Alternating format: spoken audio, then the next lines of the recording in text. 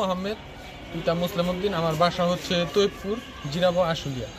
তো আমরা বিগত 10 বছর ধরে আমাদের এলাকাতে ডিশ লাইনের ব্যবসা পরিচালনা করতেছি সরকারি নিয়মকানুন অনুযায়ী মেনে। তো আমরা যে ব্যবসা পরিচালনা করতেছি সেই ব্যবসাটা বিপক্ষ পার্টি আপনার দখল করার জন্য গতকালকে হচ্ছে তার কাটাকাটি করছে এবং হচ্ছে আমাদের একজন চাচা আছে, ওনাকে মারধর করা হয়েছে। তো সেই ক্ষেত্রে আমরা থানায় অভিযোগ করছি। অভিযোগ করার পর আজকে আমরা দেখতে গেছি কোন কোন এরিয়াতে আসলে আমাদের তারগুলা কাটা হয়েছে।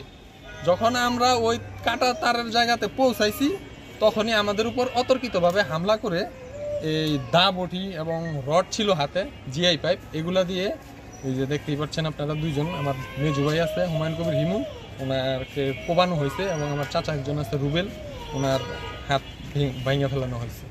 ভাঙতে হচ্ছে আমজাদ হোসেন, আব্দুল খালেক, তারপর হচ্ছে এসাক, আমজাদ হোসেনের ছেলে মাহফুজ, আব্দুল খালেকের ছেলে শাহিন, আর ওনার ছোট ছেলে তুহিন, এরা ছিল আমার। আমাদের কোবাইছে আমজাদ হোসেন। আমজাদ হোসেনের ওয়াইফও ছিল, উনি বাঁশ বাই করে দিচ্ছে আর বুটি বাই করে দিচ্ছে, উনি মেন করে দিছে।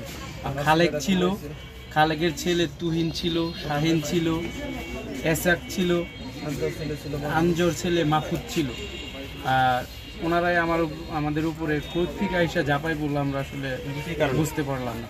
এই যে আমরা তার ওইখানটা দেখতেছিলাম যে আমাদের গ্রাহকরা ফোন দিচ্ছিল যে ভাই লাইন নাই, আমাদের লাইনটা একটু আমরা ওইখানে যাওয়া মাত্র